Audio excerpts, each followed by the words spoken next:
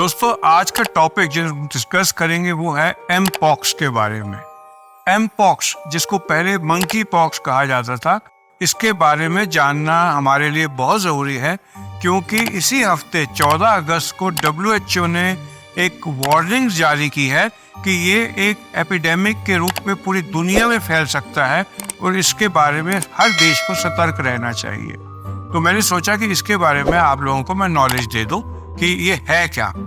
Monkey pox के नाम से ये पहले जाना जाता था। 1958 में डेनमार्क में कुछ साइंटिस्ट ने इसको पहली बार नोट किया इलेक्ट्रॉन माइक्रोस्कोप में कि ये होता है और ये मंकी से आता है, इसलिए इसका नाम मंकी पॉक्स रखा। लेकिन बाद में पता लगा कि ये वाला वायरस जो गिलेरिया होती हैं, चूहे होते हैं, इन सब में पाया जाता है और ये कॉन्गो में ही ज़्यादातर होता था। और इसकी दो वेराइटीज होती हैं। एक वेराइटी तो होती है क्लेड 1 और एक होती है क्लेड 2।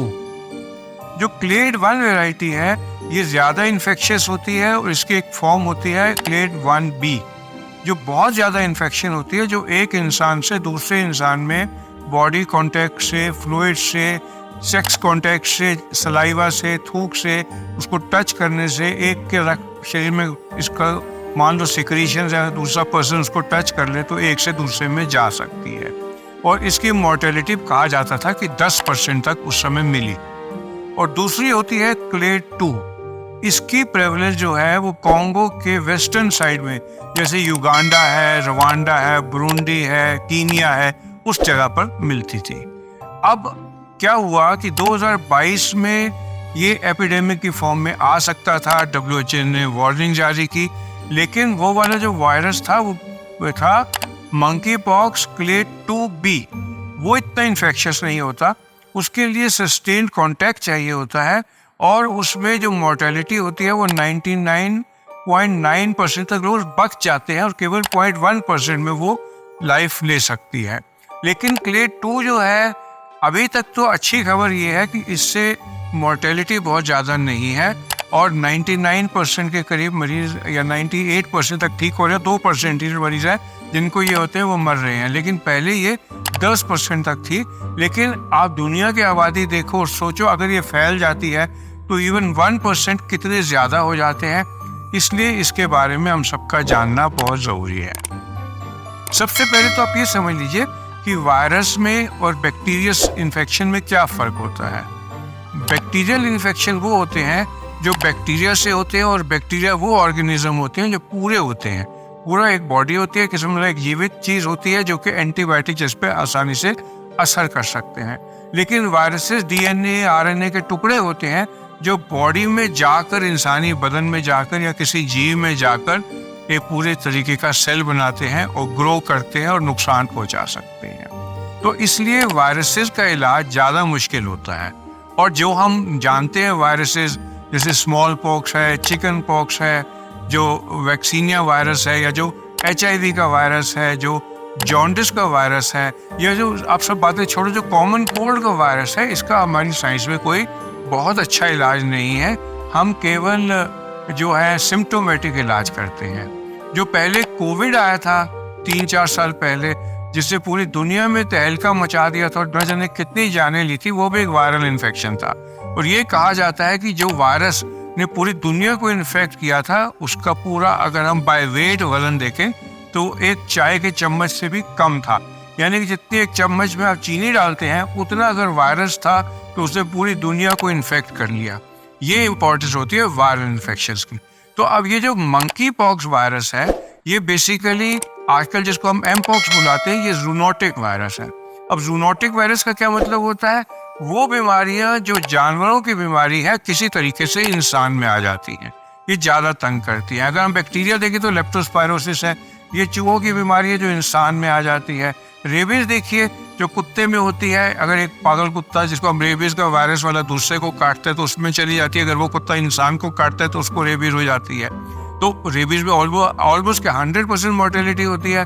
और कुछ केसेस तो ऐसे भी रिपोर्टेड है जो मैन टू मैन ट्रांसफर हुआ है रेबीज में। सिमिलरली मंकी पॉक्स जो है ये स्क्विरल्स की, रैट्स की, छोटे रोडेंट्स की, इनकी बीमारी है। और अब ये मंकीज की जो इंसान में आई और अब ये क्लेड 1B के फॉर्म में ज़्यादा फैलने लगी है। और इसका इम्पोर्टेंस क्या है, जब इसके केसेस उन्होंने नोट किए कि कॉन्गो जो इसका मेन गढ़ था वहाँ से ये वेस्टर्न अफ्रीका में गई और फिर आ गई स्वीडन में।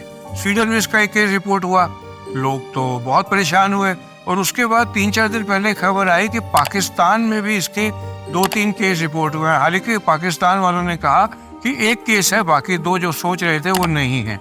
तो इसलिए मंकी पॉक्स अगर हमारे इतने पड़ोस तक आ गया है और हमें इस अगर से बचने का अभी नहीं सोचा तो कहीं देर ना हो जाए, इसलिए मैंने सोचा ये चीज़ आपको समझनी ज़रूरी है।